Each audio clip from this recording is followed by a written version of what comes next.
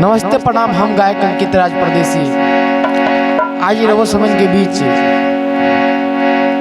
एगो औरत के पति जब बाहर चल जाते रहे, बाहर जाके जब औरतिया को भुला जाते रहे, तो औरतिया कैसे कहतिया, कितना भाव में कहतिया भैया।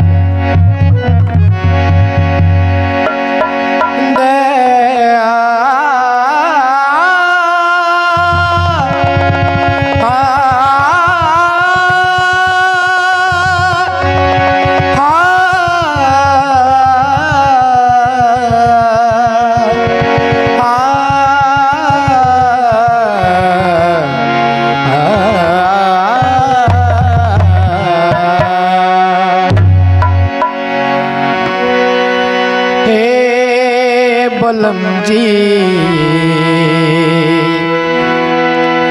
मोर सैया, कितना भाव में कहतरी। हे बलम जी मोर सैया, जाके परदेस हमके भूलैनी पिया।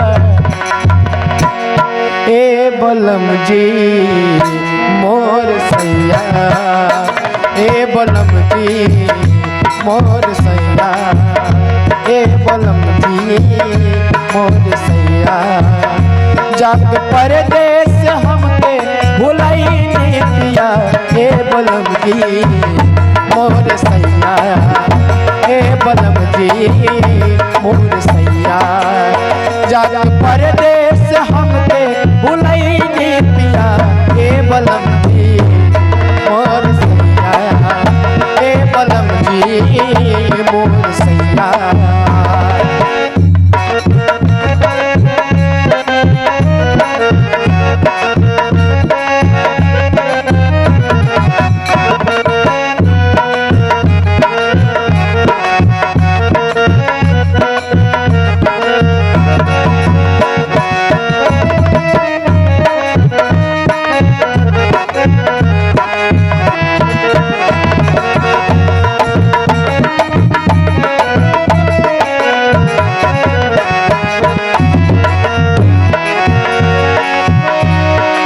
ओकरा के औरतिया का कहतरी,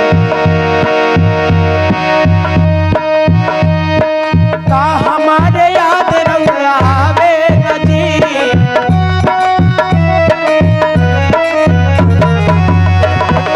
का हमारे याद रउआवे नजी, जैसे हमरा पल पल सतावे नजी।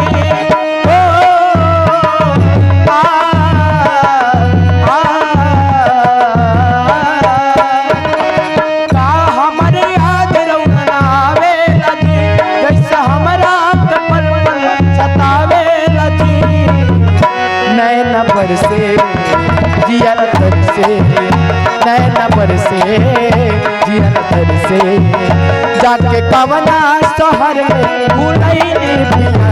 ए बलम जी मोर सैया, जाके परदेस हमके भूलैनी पिया। ए बलम जी मोर सैया,